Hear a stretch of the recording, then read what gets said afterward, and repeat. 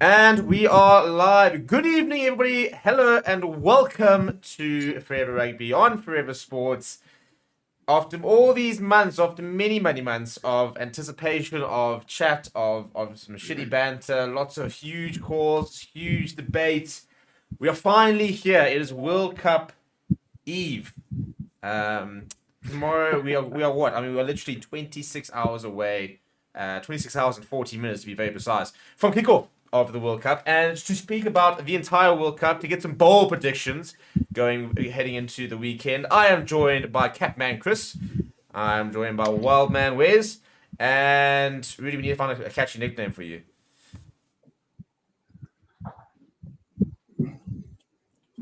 Yeah, I've got nothing, so I'm back on that one. I thought I had something. It was all working really well. We need to. I couldn't even think of one either. Yeah, thanks for the help. I was waiting for somebody to jump behind you. We'll just have to go back to for Rudy to say something. Just, gentlemen, how are we? Yeah, good, Stevie. Thanks, man. Yeah, all good. Well, Steve. Yeah, excited. We open our presents tomorrow. We open the presents tomorrow. Can the World Cup just begin now, please, man? Yeah, no, listen, it's well, to be fair, I've got so much to do before tomorrow night's game. I wouldn't mind if we actually sort of delayed it a day, but apart from that, we'll get ourselves sorted.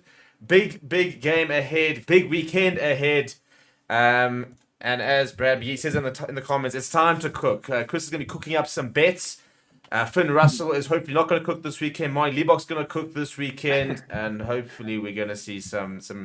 I want to see some big results. I want to see some upsets this weekend. I want to see some great World Cup moments. And basically what's going to happen over the next hours, we're going to look at some of the fixtures, some of the key fixtures. There's a good game every single day.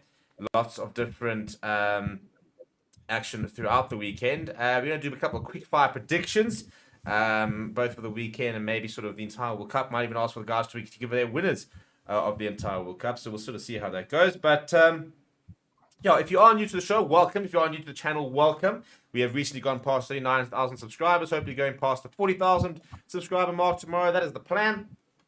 So welcome to everybody who is new to the channel.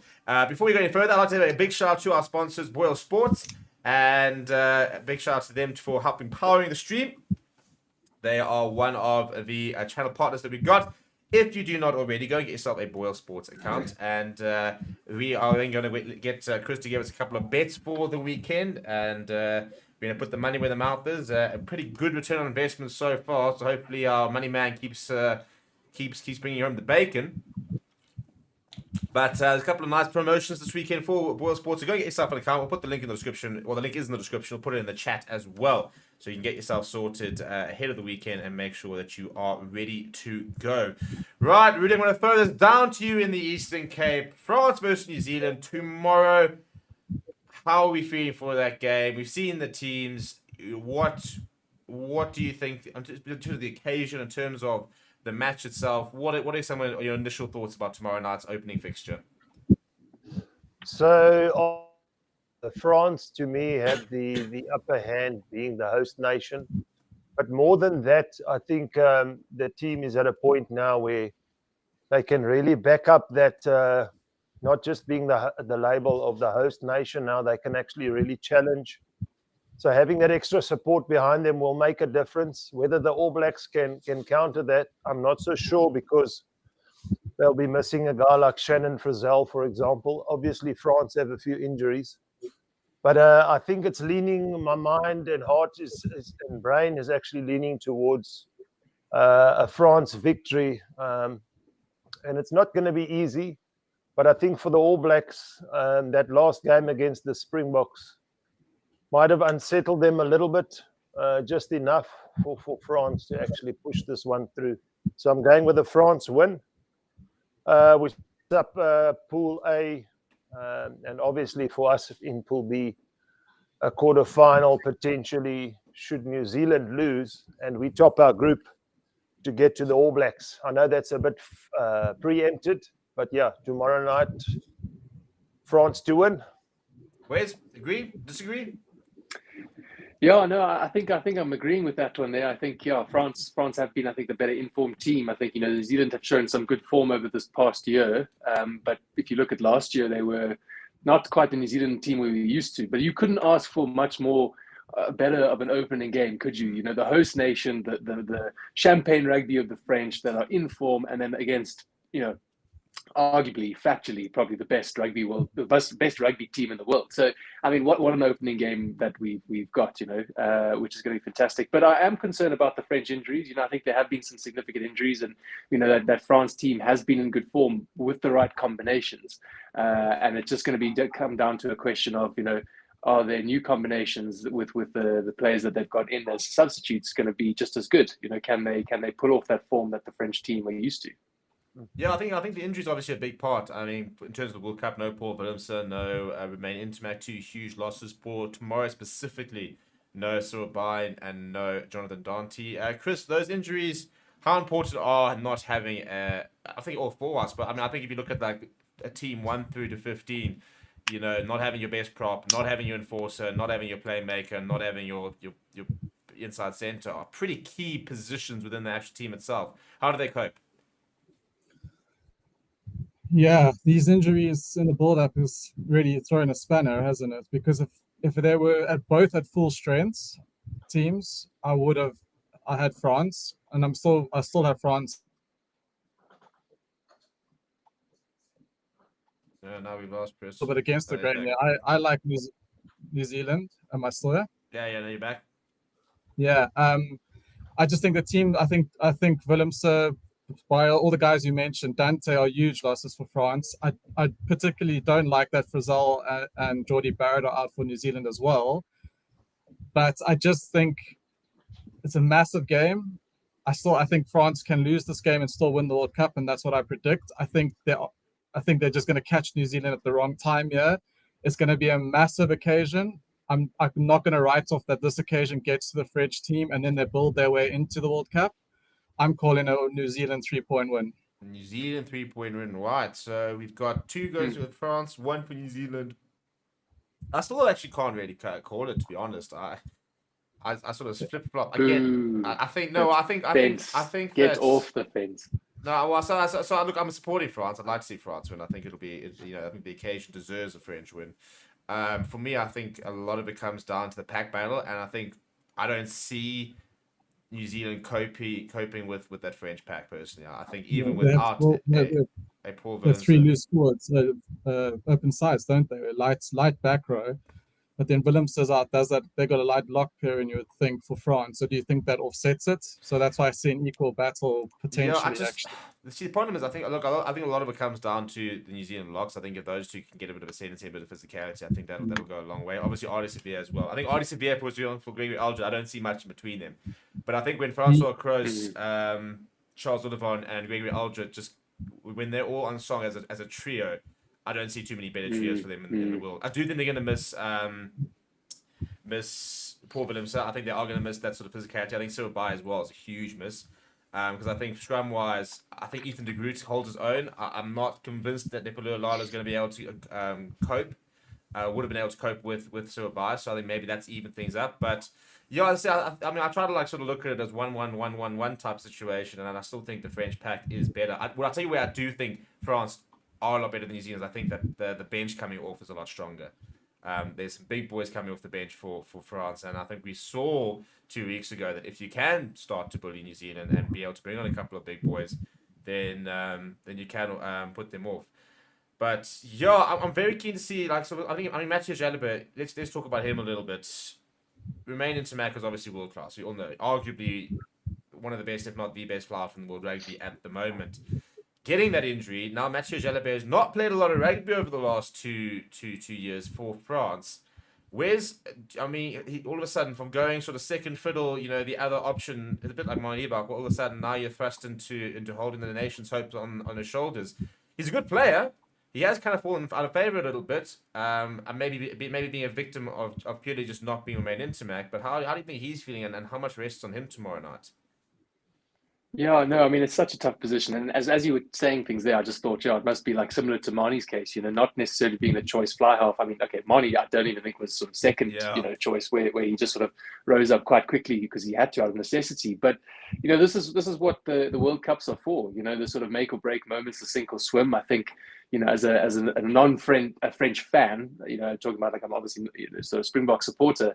I think I can look and go, okay, well if things don't go their way and he doesn't play the greatest, you can forgive him, but I'm sure the French will be ruthless. Like as the Springbok fans are with Mani. No one when Mani misses some kicks, no one goes, oh, he's not been. It's absolutely ruthless. Yeah. So I think there'll be a lot of pressure on him, but I think given the right guys around him, and that's where the teammates and the experience of an Anton Dupont comes in, and the other sort of senior guys in the team, and just to really cool his head and just to let him just do what he needs to do. As you said, he's a great player, he's a good player, and just do what you do, and then we'll function around you. So yeah, I mean, hoping he has a cracking one, because you really do want to see that French team fire. Like this is as you say, this is what World Cups are for. Yeah, I mean, we're heroes are made type thing, You mentioned a player who it's I suppose it's kind of said to be his World Cup. Rudy, let's talk about Anton Dupont for a second. Captain of France, 26 years old. He's won 2 out of the last 3 World Player of the Years. He's been the best player in the world post 2019 World Cup for a while now, and he's now captaining the host side in a World Cup. This is all set up to be his tournament. Do you think he's someone that can cope with the pressure? And if they go all the way, are we going to be sitting there talking? I mean, do you think that he's one of those players that if they go all the way, he'll be sitting there as one of the best players in the tournament? I definitely do think so. I think he's absolutely world class. It's obviously unfortunate for the fly half loss for France, but I think if it were the fact that they lost Dupont at 9 and had Intermac at 10, it maybe would have made more of a negating impact. But the fact that Dupont is there, he's the captain that steers the ship in the direction in which Wes mentioned the champagne rugby the French like to play. And then you have the exciting backs like Damien Penaud, Thomas Ramos outside, who sort of rely on his guidance. And him at 9, I think the ability to way his rugby IQ, could I call it, is so much above a lot of players, and yet they're all playing on the same international playing field. So I think that's going to make a difference. There's just those X-factor players. We talk the Kane and Moody's, and he's definitely one of them. So they're going to be reliant on him. I don't think they would want to ever imagine a scenario where they would lose him at scrum off and perhaps have the replacement 9 come in, because that will really throw the spanner in the works for the French. So Dupont at 9, crucial, and I think he is definitely one where we talk MVP of the tournament. I know it's obviously we haven't played a game, but he's world class, man. Yeah, no, he's such a fun player to watch, really, and just can just do everything. And let's talk about a bit about the backline battle, Chris. 2 inside centers for either team that we didn't probably predict. Geordie Barrett. We were kind of hoping to see a Geordie Barrett versus Jonathan Dante clash would have been really, really good. Now you've got the youngster in a Mofana inside there for France, and then you've got Anton Lienert-Brown. It's kind of back in the mix for All Blacks player. I've always been a huge Anton Lienert-Brown fan, so I'm interested to see how he goes. So, but especially that center combination, Gael Fiku versus Rico Awani, the matchups there. I mean, Penaud versus Mark Talea, Will Jordan versus Gavin Vailly. I mean, Ramos, Bowden Barrett. It's just every single position in the backline you sit there. It's just such a tasty battle. Which ones are you looking forward to? Yeah, and I'm looking to the whole battle, Steve. Both those backlines. But it is the inside center that's issue. That's the worry for them and for both, and could have messed up the spectacle, because Geordie Barrett seemingly was in form, but he's had a lot of sticks since the South African game. And then you have a Havili, who was the kind of the incumbent, who had been playing more so for the All Blacks at 12. And I mean, Ella Lienert-Brown's been playing, has come in and done the job, but I don't know about you guys. Well, I feel that Havili is a much better player. I mean, Lienert-Brown could do the job, but I think it equalizes the center channel for sure. And I think then from outside there, it's even Stevens. I think the battle's going to be quite even, but I do think at the moment, sure, like guys are saying, Dupont is by far the superior scrum off, even at this stage of Smith's career. So I think we're looking at the best player that's probably ever played the game right now. I would say Dupont, really, when it comes to it. So I think it's going to be down. I thought that Dupont, Intermac, Dante, that access was very big key KPI for them. If they stuck together, they they needed that access, and that access now is gone. So now, like Rudes was saying, they literally they can't afford the Dupont to fall. Dupont's now, it's like all on his shoulders now. He has to be there right to the end. So yeah, but I'm looking forward to it.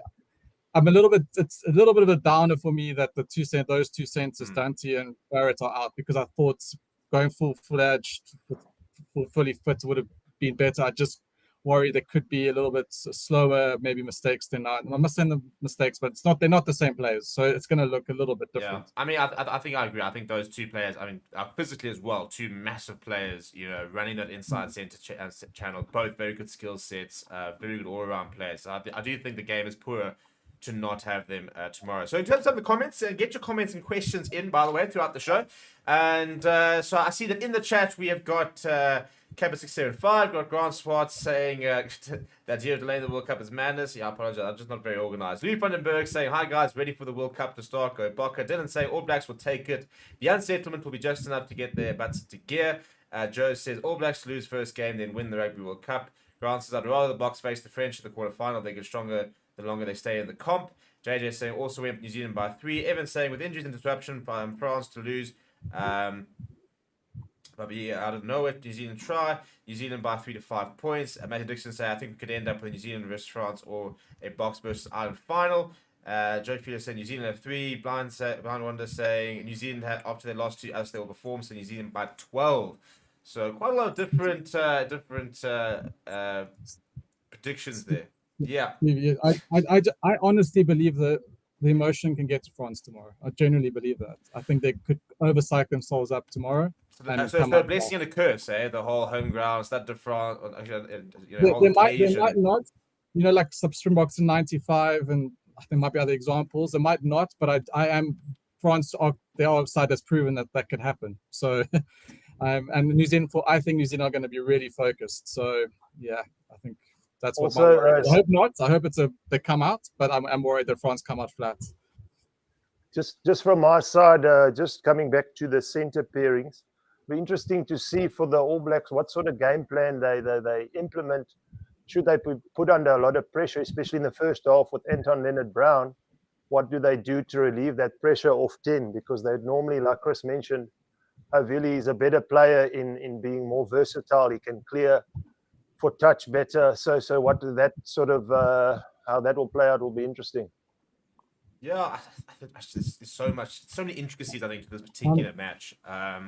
You know, I think we could talk I'm about super surprised that Leonard Brown started. I don't understand why Havili's not, but we're not the coach, and that's Foster, but I don't get it, because Havili and Richie Mwanga often play well together, really feed off each other so well. So I don't quite get I'm not a coach, but for me it's interesting because I much prefer Havili as a player. Yeah, as I said, I think there's a lot that we can talk about with regards to this particular matchup, and I think there's so much to. I mean, the small sort of battles, and there's players we haven't even mentioned that are so important. I mean, for example, I think Julian Marchand is an absolutely brilliant player. I think he's gonna, but at the same time, I think Cody Taylor, for all that he's getting on in years, has seems to be sort of almost getting a bit better this year. So there's so many different matchups. There's a lot of players. I mean, Thibaut Clement is a fun player to watch. So Scott Barrett's playing the best rugby I've ever seen him play.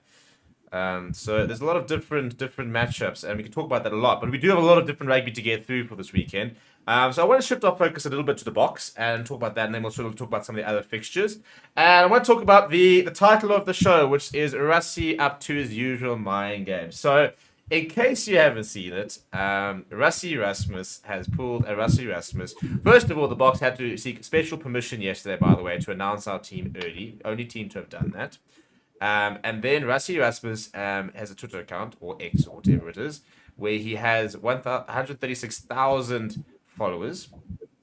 And he has unfollowed every person on his personal account, except for one account, which is the Scottish national team. So RASSIE up to his mind games. I mean, where's the early team announcement? RASSIE on X. He knows how to create a bit of a sideshow, doesn't he? Yeah, absolutely. You know, I mean, just what nonsense. But I mean, that's all it is. It's absolute nonsense. But yeah, look, I'm not gonna sit here and criticize the man. He's gonna try to do some stuff. I mean, what does that achieve?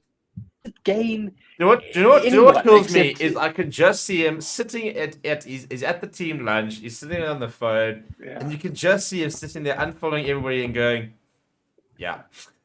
And the little kick he's got in his face, this is the right going, move. I know Yeah, this is gonna piss exactly. people Just- off. This is gonna piss people off, and I love it. Exactly. I really wonder when he came up with this idea, like, was it a eureka moment? Was he eating dinner? Was he on the loo? Was he kicking a rugby ball? Like, where he just goes, you know what I'm going to do? You know what's really going to mess with the Scottish?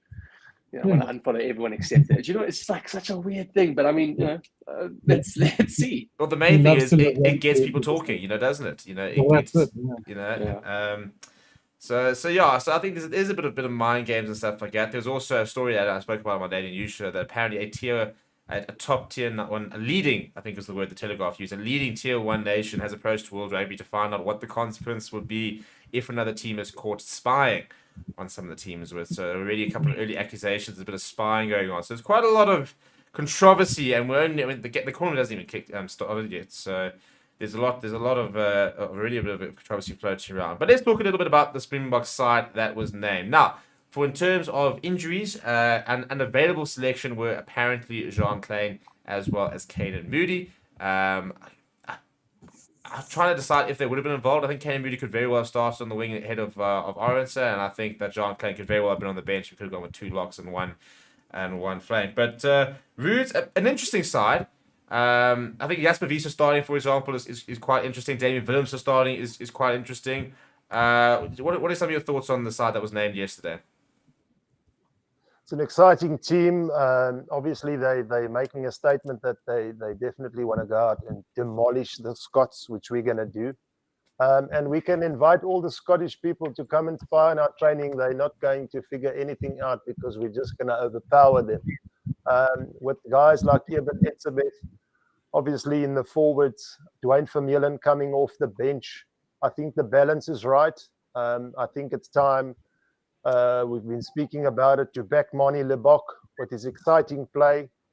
I think with his goal-kicking coach, if I'm not mistaken, from the Stormers, apparently gave him a call, obviously, and they fixed 1 or 2 technical things. I think that won't be as much of an issue as we were worried about before. And then we've got the experience of the bench. Even though it's a 6-2 split bench, we've got the likes of Willie Leroux, and obviously the excitement of Grant Williams. So I'm very excited for the Springboks. And I'm not sure if Chris will agree, but I predict Springboks to demolish Scotland by more than 20 points. Yeesh! That's got big. Well, Chris, would you, as a betting man, would you take that bet? No. Sorry, Rude. Sorry, Rude. Well, the cap's at 11, which is quite favorable for the books, you would say. So they definitely hold favored. We're going to win it. Don't know about demolishing. I think France, Scotland are decent. We'll grind them out. We're too good. We are stronger. Springboks we've got the better team overall. But I don't think it's a foregone conclusion. I think it's the first game. It will be. I think we'll win between 1 and 10. 1 and 10. Well, we're gonna win, Rudes. We're gonna win. No, Rudy wants tries on tries on tries on tries. The one thing about Scotland is that it's a team we don't struggle against. Generally, we've got an 82% win rate against them, so it's not a team we've ever traditionally struggled to beat. It's not like a Wales, for example. We win. Yeah, so it is a good side, and I do like the fact that they have quite quickly gone and said that they're watching Finn Russell, and that they've been quite open in the media about saying, that they know that he's the one that makes them tick and that they're going to focus on him.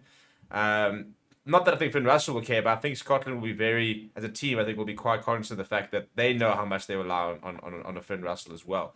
But at the end of the day, that pack's got to give them a bit of go forward. And Rude's, the pack, speaking as a forward, and we'll go to Wes as well, how does the Scotland team try and contain the big pack that you mentioned, the likes of an Eben Etzebeth, your Jasper Wiese, those big sort of players?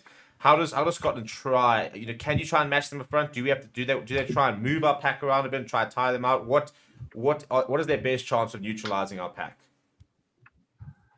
Yeah, I think the Springbok a stylistic nightmare for the Scots in terms of how we grind it out.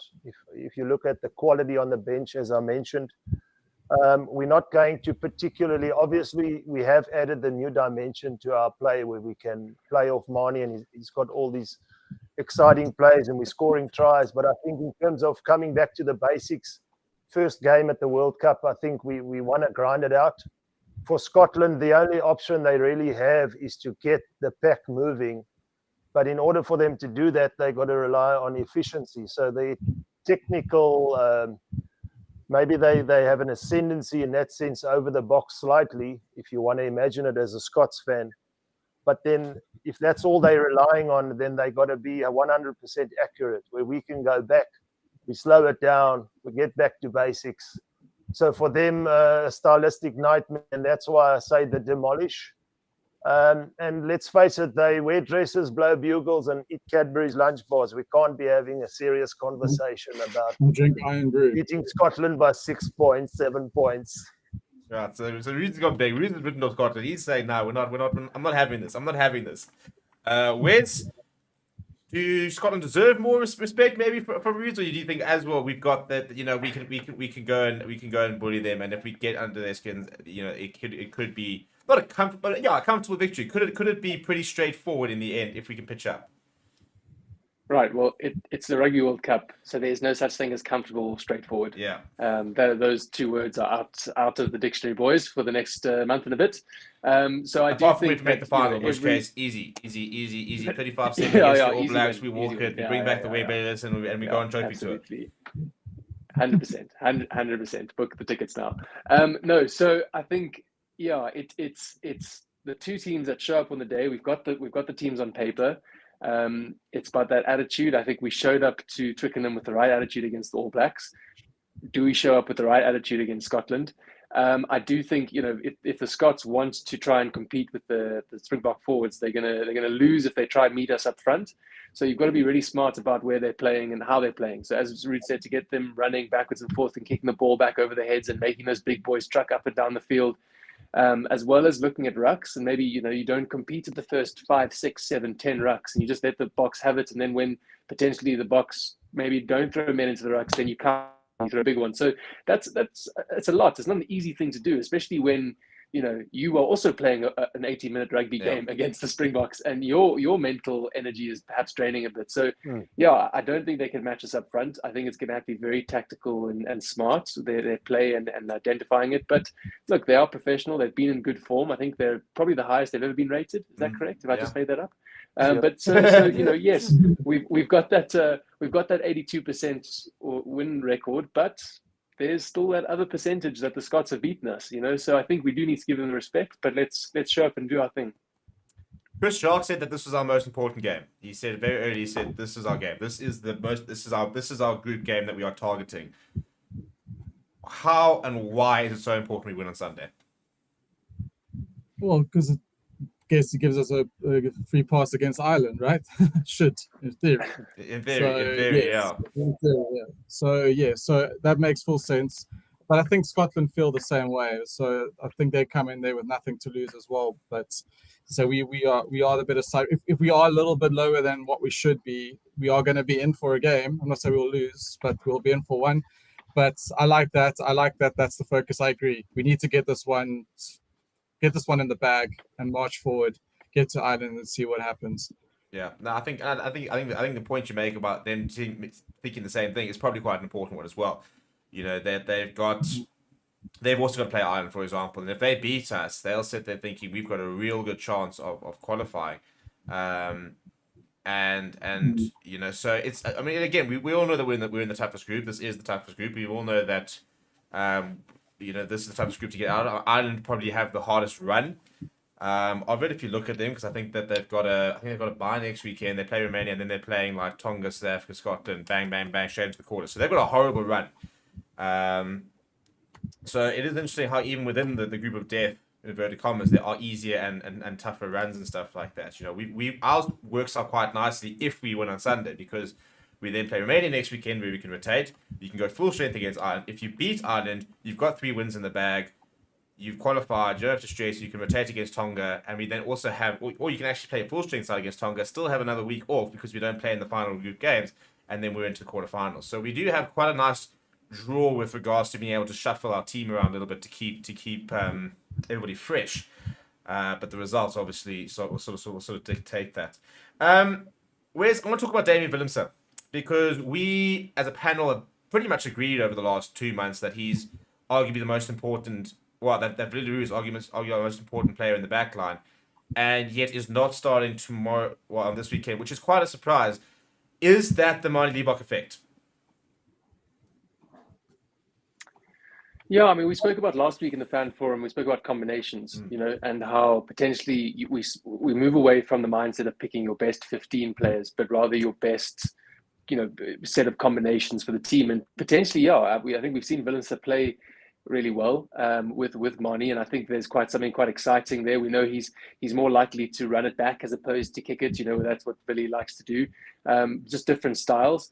I think, quite excited to see that the back three actually go off, and then also Marnie linking up there as well.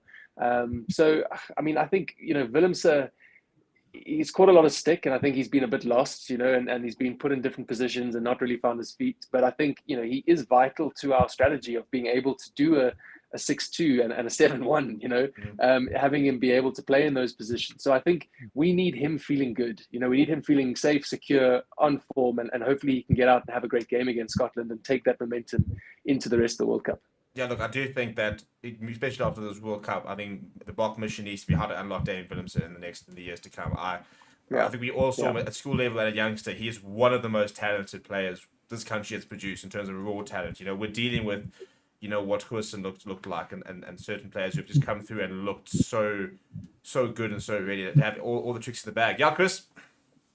Well, you say that, I totally agree. So we had this conversation a few weeks about Moody, and we can't have a consensus that he will be 13. So where's DW's final spec? Because I'm saying 12. I think him and Liebach as well. 12. So what we're saying is that Willemse, Moody, our centre combination for the next 10 years sorted. Well, So what you're saying is Grant Williams at 9, Liebach at 10, Willemse at 12, Moody at 13. That is scary. Einstein, Colby, and who's coming through at fullback?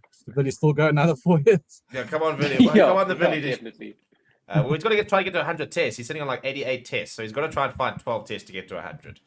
And apparently he does want to get to 100 tests for the box. That's why he came back to South Africa and he will be playing at the Bulls next season. Part of it is he wants to remain part of the. So no plans for Billy to be retiring just yet. We've mentioned him briefly, but I think two players I'd like to talk a little bit about, and Ruth, I'll throw those to you for the first one. Dwayne Vermeulen, who for me has been our form number 8 this year. And they actually asked him this earlier in the press conference. I think it was on Tuesday, I think it was Tuesday, where they said, "Did you expect to be at this World Cup?" And he said that when he had just after his injury, when he was trying to come back against Ulster, he said his body wasn't quite feeling there, and he was thinking that maybe he should have retired internationally at least after the final World Cup, sort of gone off on a high. But apparently the coach has said, no, just keep playing. We think we can get you back.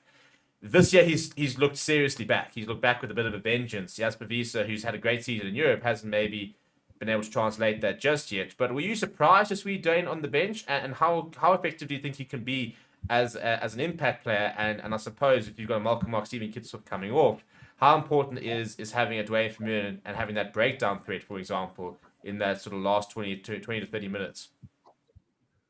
Yeah, I think what an exciting story to have him come back and obviously peak like with our captain, fantastic Siya Kolisi. It's such a pivotal time for the Springboks. His form has just improved as he's come back gradually. And in terms of him being on the bench, I think that was a deliberate strategy. I think he just brings a sense of definite calmness to the team. So if there is slight disruptions in terms of the substitutions, having Dwayne come on will just bring the team together again. And he's just secure in the basics. But in every basic thing that he does, he's got that intent to go over the advantage line or to make that extra tackle and to just be in the right position. So I think coming off the bench is not necessarily a bad thing. I think Jasper Wiese was obviously or is the incumbent 8th man. South Africa will definitely use him to go route 1, and then Dwayne Vermeulen to just settle the team come second half. And it's amazing how like some people sort of pick up on different things. And Wes, I think this is good. There's two, as a player I like to talk to you, you talk about, and I like to talk about a bit of an aspect off the bench, following on to the Dwayne. So let's start with sort of the following on to the Dwayne part is leadership. Big names, big players in the right time. So you've got in the starting lineup, you've got a Ibn Etzebeth, you've got a Steven Kitsoff, you've got a Siya Kolisi, you've got three big leaders in the pack there. You've got a Factor Clerk at 9, playing his 50th test, so very experienced. In the back line, for example, you've got a Daylindi, you've got Desi Quills, plenty of experience there. In the second half, when the bench is unleashed, chances are Siya Kolisi won't play in full 80. In fact, I would like him not to be seeing him playing full 80 until we get to the playoffs. I want to see him offload everything in the first 50, get him off, wrap the knee up every single week. Ibn Etzebeth potentially plays a full 80, but doesn't necessarily. Steven Kitsoff obviously won't. So then you've got now apparently Bongi, who's obviously very high in the leadership group, coming off the bench. You've got Dwayne Community coming off the bench, and you've also got a Willie LaRue coming off the bench. So how, in terms of we mentioned combinations, but how important is also having that leadership, being able to sort of replace each other to make sure that 75 minutes, 4 points down, a penalty, inside their own half, you've got the right minds to say, right, when we're going to go to the corner, we've got to score a try, this is what's going to happen. Yeah, no, absolutely pivotal. I mean, I think, everyone's probably tired of me harping on about it, but the attitude of where the Boks were in terms of our talking to the ref and complaining and arms up in the air, when we didn't have Siya, that was that's where I miss Siya the most, because we saw when he came back, and there was a little bit of chat. I think Billy was trying to talk to the ref, whatever, and Siya came up and said, sorry, sir, I'll deal with it, and so I think, yeah, absolutely, if you're going to sub off those big players, not just their experience, and their skill, but the leadership aspect is just as important. So I'm not stressing about that, because as you mentioned, we've got guys who are coming off who are experienced and have those leadership roles and can make the right call. So no, I think we're really poised well. I think going back to the earlier talk about France, New Zealand, and we were talking about how this play. I mean, we said didn't we just say like all of France's hopes hang on Antoine Dupont? Like I don't feel that way as a Springbok fan. Like yes, obviously. There's one or two people we don't want to get injured. However, if they do get injured, I still back our boys because of the depth we've got, and that's why I feel like we're in a really good position here, because things are going to happen in this World Cup, but I feel like we have the cushioning both. Oh, no, it's got off to a game drive. No. You can't afford Africa. So, shame. He's really, and he's not elaborating points so nicely. So basically, Wes doesn't rate anybody's captain. Chris, Grant Williams. Yeah. Who would have thought 2 months ago that Grant Williams would have been coming off the bench in our first game at the World Cup against Scotland? No, you wouldn't have thought, and yeah, it's been quite a journey, hasn't it? So, yeah, he's obviously very highly thought of, regarded by the coaches, clearly, because they've given him every ample opportunity to get there, and there he is. So, and he is a great player, and he's obviously offering something. Well, what is that something? Because let's be honest. I mean, I think we probably all were sitting there saying that it's, Hershey Yankees, Grant Williams were going to be the obvious ones to leave behind originally, when we saw squad's name, because we thought that Jaden Henderson would probably get back to the mix. We know Kubas Rana's about there. Then Hershey Yankee sort of falls away, but Grant Williams still gets called up. He not only gets called up to the World Cup, but he's named in the side. And he's such a non-traditional Springbok scrum half. So, I mean, yes, we know he's excited and stuff, but what do you think it is that's really just made the Springboks the management go, actually, we're going to back this guy? I don't know. He is a great player, right? I mean, when he's playing well and he's on form, he's a difference maker. You've seen him at the Sharks; he's electric. I think I'm trying to put the hat on. I think the Boks, and I'm going to bring Reinach into it. Like Reinach's versatile as well, right? And so is Williams. So I think this coaching staff likes that type of player. And let's call him maybe a Foster better upgrade, something that offers more than Reinach at this point. Because I would think a Foster Reinach is ridiculous, that concept. Yeah, but you know what I mean. So I think they keep bringing Reinach through all the time, and it's obviously because he can cover probably if we really need to. And Grant Williams is they maybe see him as the future. So give him. I mean, I would say. He's so different to Faf, to Hendricks. So all three of them are completely different scrum halves, right?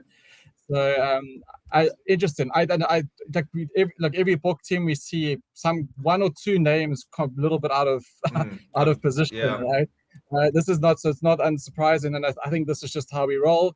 I think Grant Williams gets his chance, gets some game time now, gets some big match game time exposure, and he might be needed badly later down the line. And give him a go.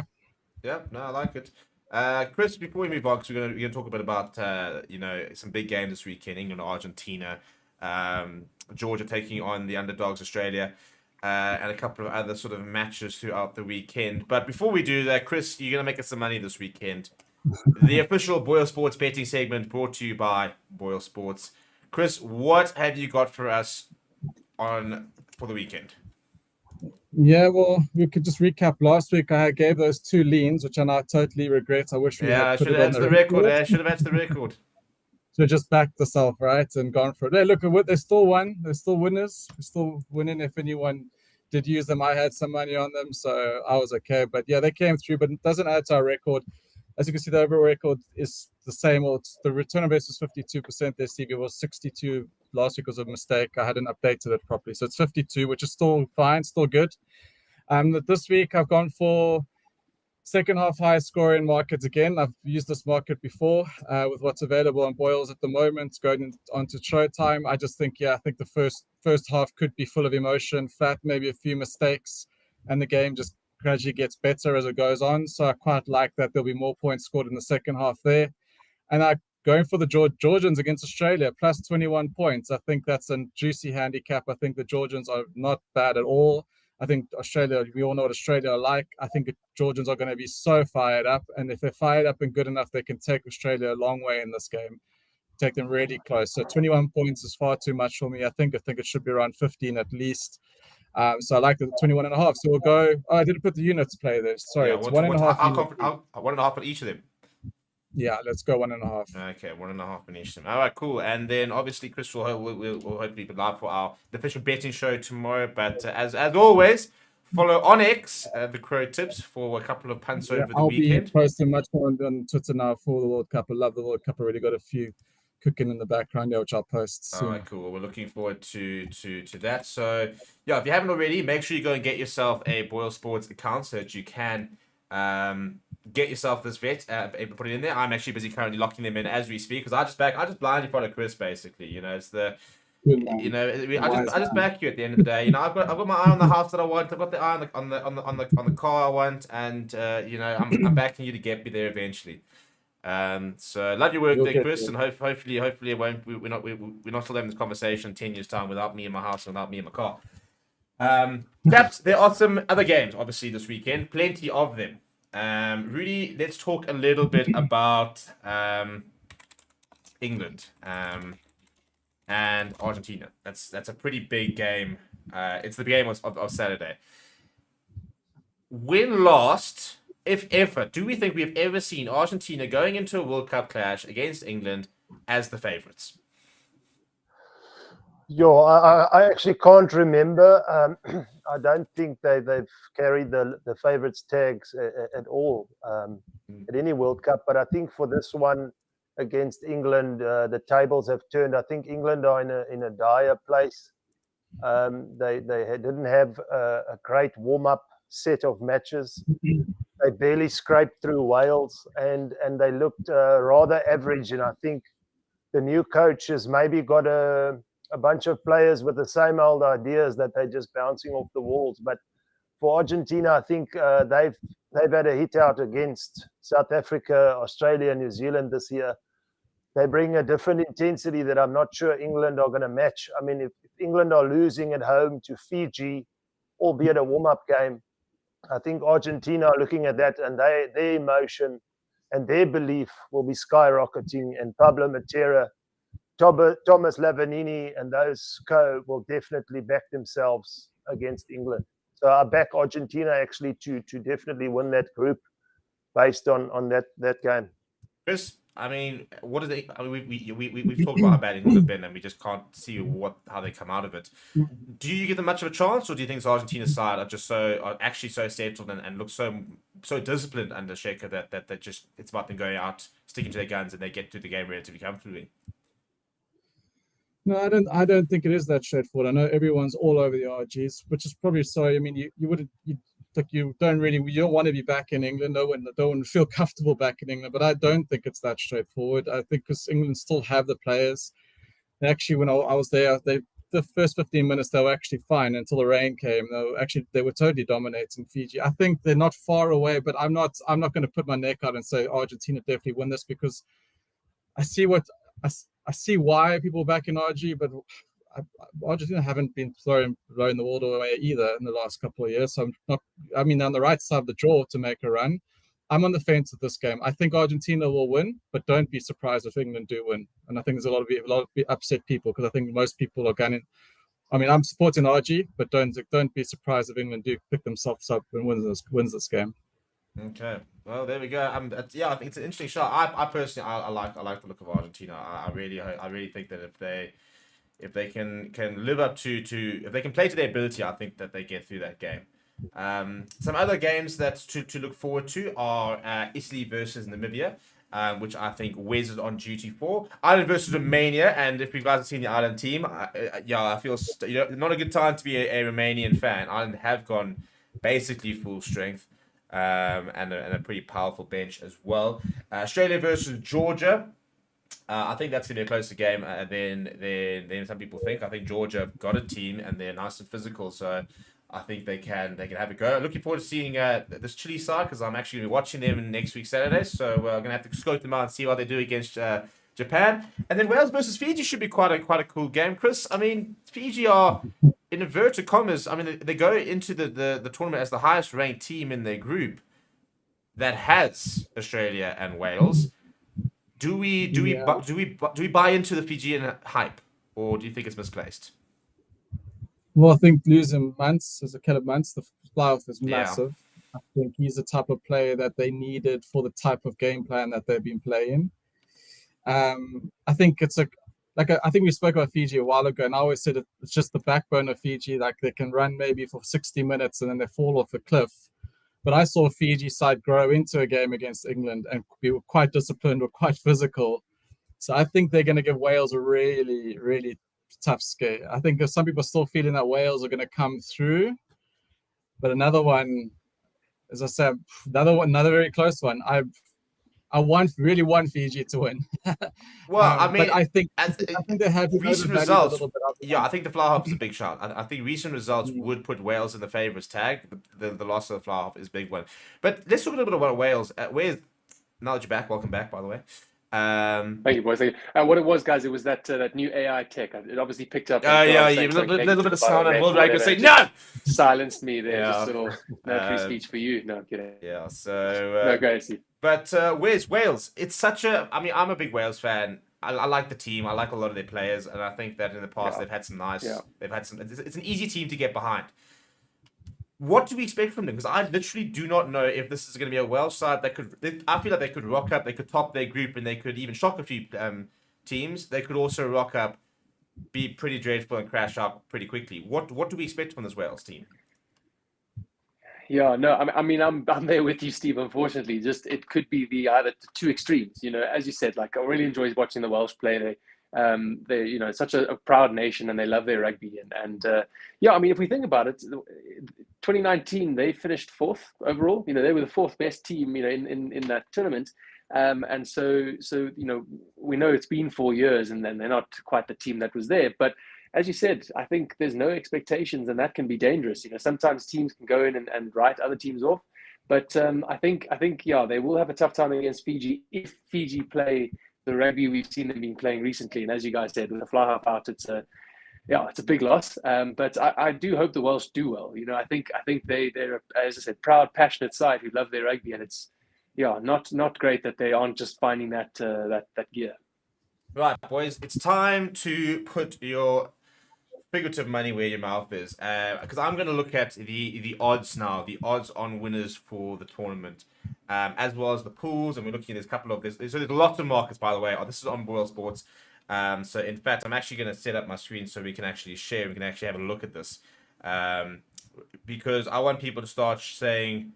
I want people to start putting some predictions down, who they think is going to go all the way, who they're backing to be a bit of a surprise package, maybe even getting some predictions of who's going to lift the coveted Webb Ellis Trophy.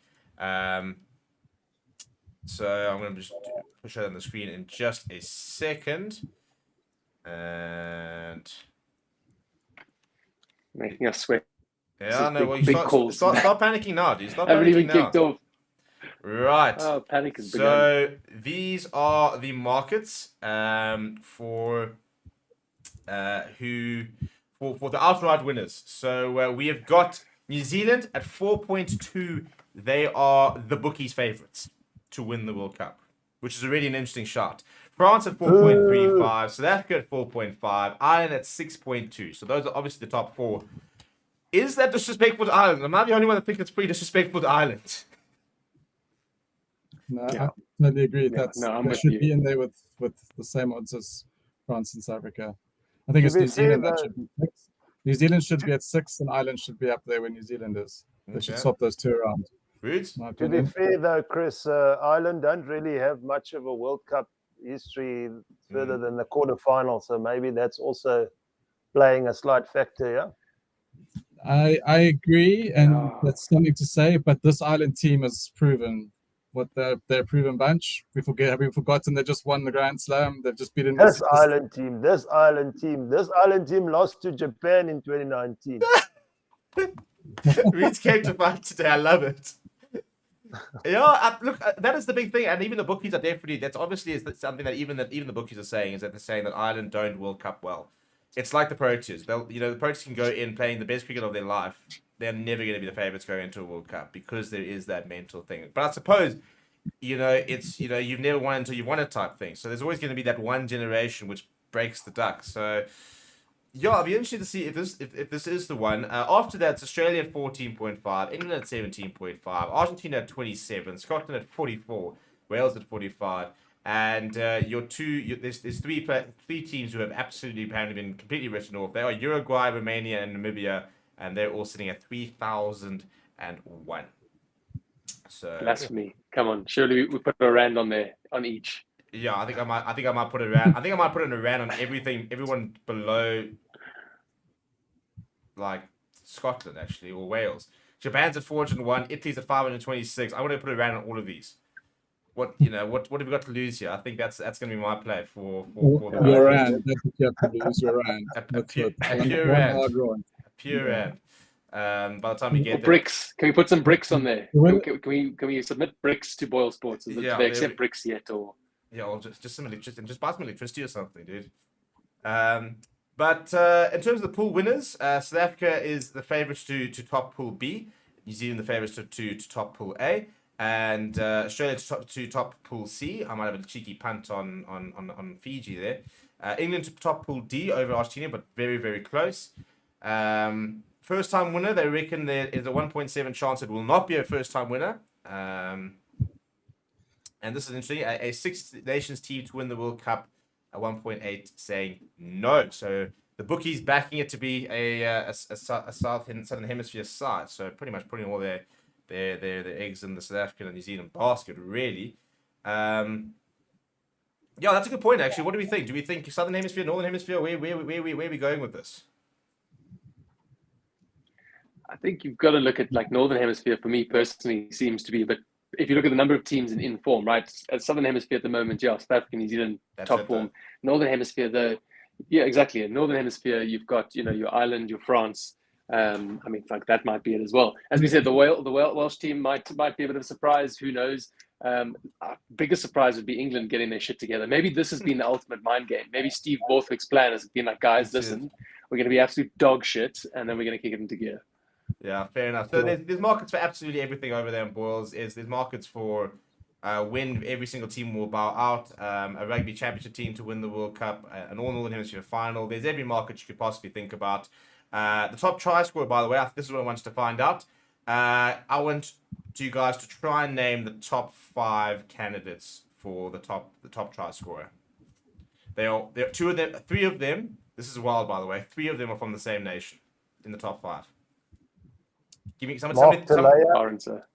Okay, so there's no Aronsa. Mark Talea is there. That's 1. He's third on the list. Joint second. Damien Penner. Penner's there. Jordan. Yeah, Jordan is the favourite. Who do we have? We have Jordan, Talea, Pinot. Pinot. We got Yeah. the other two. Yeah. One is, as I said, Uh, 3 of them are from the same nation, so there's one more New Zealander. I'll be impressed if you try and guess them. Leicester Fainganuku. No, they're back in Caleb Clark. The Surveyor, Hardy Ah. Surveyor.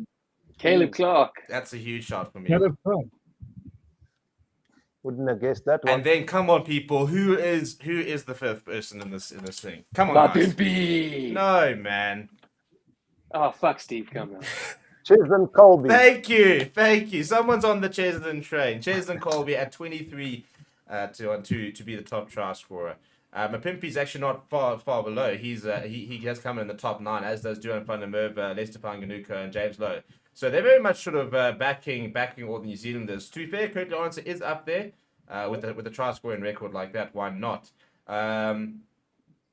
Yeah, but so there's lots of markets over there for you guys to get involved in. So go and make sure that you go and get your pre-tournament bets locked in. There's top try scorers per team, for example. There's top top point scorers for the tournament. There's everything and anything over there in BOYLESPORTS. So go and get yourself, have a bit of fun. That's what I'm going to be doing tonight. I'm going to be picking out a couple of fun bets and stuff like that. Right, chaps. So as we start closing it and wrapping up here. We are going to be doing, as you guys have hopefully seen, we are doing a Super Brew League. We are also doing a Fantasy League, and it is compulsory that the Forever Sports team do get involved. So I'm going to give, how many games do we have this weekend? I want some quick fire predictions, and then I want to see if there's a snake in the grass, and people are going to start changing their Super Brews after giving their predictions. But we have got 2, 4, 6, 8. We've got 8 games this weekend, so we can take 2 each. We're going to work right to left on my screen. So Rudy through to me. Rudy, you've got France versus New Zealand. You've got Italy versus Namibia. Give me your quick fire predictions. France by 6. Italy by at least 17. There we go. And that is quick fire. That's what I appreciate about Rudy. He comes in, the man knows what he wants. He's told Ireland that they're not going all the way. He's come and said Scotland not getting hammered. Short and succinct. I like it. Ireland versus Romania, Australia versus Georgia. Wes, what have you got?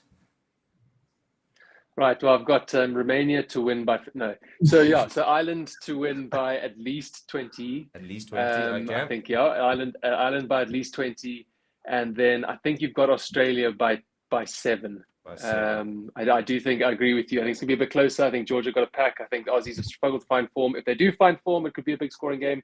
But yeah, it's all a big if. Yeah, I mean, I don't remember asking for justification, but thanks for giving it anyway. Cheapers. Wow. All right. There's my place. I'll stay in it. Okay, so it's going Australia by 7 and Ireland by more than 20. I think you could double that margin and still be pretty safe. If you're looking at the Irish side that has been named, it is childish. Chris, England versus Argentina, Japan versus Chile. England, Argentina. Draw? No. Oh, come on! Back the draw. I'm going to go England by 2. England by 2. Nice close game. Japan Okay. by 10. Japan by 10. I'm interested to see how Japan play. I mean, they've kind of fallen off a little bit, haven't they, since the last World Cup, where they were threatening to be quite a competitive side. So I think there might be a bit of a dark horse. Hopefully, not for the World Cup, but to hopefully try and create an upset or two. Right, okay. So then I've got South Africa, Scotland. I've got Wales and Fiji. I'm going to go South Africa by 12, and I'm going to go Fiji by 5. Yes, man. Yeah, and again, we've now all locked this on camera, so we'll have to see if the Super Brew picks change or if they don't. But if you are watching, I will be doing my Super Brew picks live on the channel, so you will be able to see exactly what I might even be giving out a fan pick, so that I've got an excuse if I don't win the tournament. I can sit there blaming my fan pick. So tomorrow we are going to be having a Super Brew show. We'll also be having a fantasy show where I'll be going through my fantasy team, and I'm dreadful at fantasy, so basically it's come and watch Steve and laugh with Steve at his fantasy team. So I definitely won't be giving any tips, but we will be doing that on the channel as well tomorrow. Tonight we've got the press conference from New Zealand, by the way, the eve of match press conference. That is on the channel. You can listen to Mark Slayer, Ian Foster.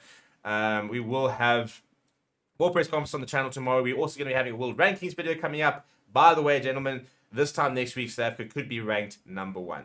That is on the cards this weekend. And not even that, we don't actually have to do much for that to actually happen. So exciting times ahead. Capman, the lesser capped Chris. Wildlife Wares, and we still need a nickname for you. We got to find something here. The Rude Meister. Yeah. Hey, there it is. Man scratched up with the. Actually, I like that. You should have put that on your shirt. Gentlemen, thank you very much for your time. As always, please do go and enjoy your pre-World Cup beverages. Remember that it is a long World Cup. It is a marathon, not a sprint. You know, let's keep the livers functioning for the next 2 months. Let's make sure the phones are charged. Let's make sure the wives and the girlfriends are well aware of the lack of time that will be spent with them. I don't think that's a problem for at least 3 out of 4 of us here. But hopefully everyone's got all their mates and family on lockdown, and we're going to enjoy 48 matches across 2 months, and every single game will be live on Forever Sports. You're going to see Rudy and Wes on the channel this weekend. You will see Chris tomorrow. You'll see me every day, unfortunately for you. People, keep well, keep safe. Gentlemen, thank you very much. Enjoy the weekend ahead. Thanks, Steve. And to everybody else, we'll see you guys soon.